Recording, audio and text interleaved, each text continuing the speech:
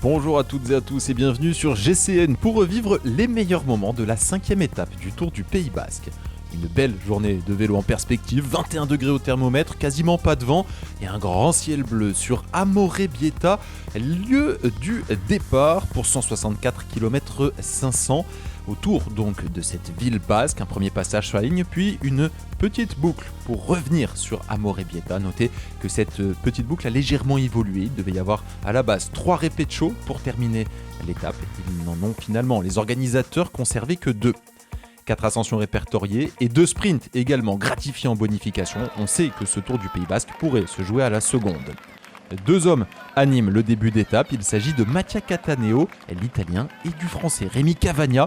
Les 2 hommes de la Soudal Quick-Step échappés au long cours. Ils auront compté jusqu'à 4 minutes d'avance. Mais derrière, l'équipe australienne de la Jayco Alula se met en route et l'écart évidemment réduit. L'écart réduit sous l'impulsion des Australiens, d'autant que devant on se bat bien et derrière, Ide Schreling, porteur du maillot jaune, vainqueur de la 2e étape, est en souffrance. Petite image sympa, il montre le nombre de watts qu'il produit et effectivement, on comprend pourquoi il souffre.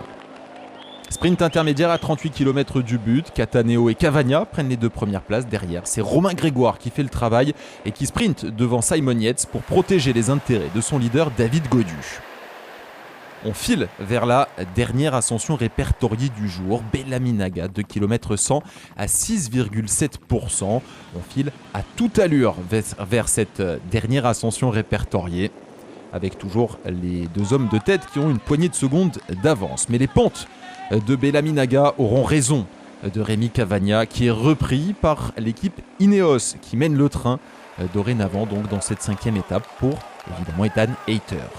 Mattia Cattaneo continue son petit baroud d'honneur. L'Italien montre qu'il est en forme, ce qui est très bon pour Remco Evenepoel, évidemment, en vue du Giro où il devrait l'accompagner.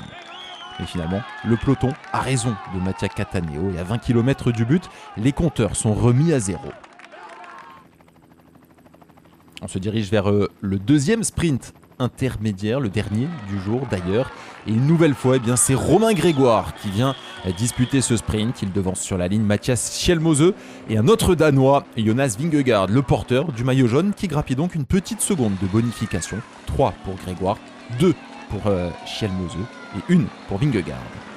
Les 2 derniers répétitions de la journée, mais qui ne sont pas classés, avec l'équipe Ineos qui tente de verrouiller, mais on passe à l'offensive avec Enric Mas, mais tout de suite Jonas Vingegaard réagit bien. Le Danois est sur ses gardes, saute dans toutes les roues, notamment celle de Félix Gall, l'Autrichien de AG2R Citroën. Jonas Vingegaard qui aura annihilé toutes les tentatives, mais s'est monté à un très bon rythme et un petit groupe s'est détaché d'une vingtaine d'unités emmenées par la Soudal Quick-Step pour Mauro Schmid ou encore Andrea Baggioli. Sprint en petit comité donc pour décider du vainqueur de cette 5e étape, avec l'équipe Movistar qui emmène Enric Mas en personne pour Ruben Guerrero. Higuita qui remonte, se replace, qui lance son sprint également, Baggioli bien placé. On voit Esteban Chavez un peu plus loin, Jonas Vingegaard gêné qui ne peut pas participer à ce sprint, et avec Higuita qui a pris quelques longueurs d'avance, Baggioli qui tente de revenir au forceps, mais la pointe de vitesse du Colombien a fait la différence, c'est lui qui remporte cette 5e étape. La victoire donc de Sergio Higuita qui devance Andrea Baggioli et Mathias Schjelmose sur la ligne, 4 secondes de bonification pour le Danois, ce qui lui en fera 6 ce soir devant Matteo Sobrero, Mauro Schmid, premier français, Clément Champoussin qui prend les accessibles. On revoit un sprint long lancé à 300 mètres de la ligne par Sergio Higuita qui revient dans un premier temps dans les roues des Movistar avant de continuer son effort et finalement, regardez, il prend un bon vélo d'avance sur la concurrence. Baggioli tente de revenir, mais l'Italien bute. Higuita était trop rapide. Victoire du Colombien. La 2e pour l'équipe Bora-Hansgrohe, après celle obtenue par Ide Schreling. Première victoire de la saison d'ailleurs pour Sergio Higuita, tout sourire sur le podium. C'est la 10e victoire du Colombien depuis le début de sa carrière, la 3e en Espagne. Au classement général, une petite seconde de grappillé par Jonas Vingegaard donc sur la concurrence. Notez que David Gaudu perd un rang puisque Mathias Schjelmose aura pris 2 secondes de bonif pendant l'étape, 4 secondes sur la ligne. Le maillot jaune sur les épaules de Jonas Vingegaard, mais notez que lors des 3 dernières éditions, il y a eu un changement de leader à l'issue de la dernière étape.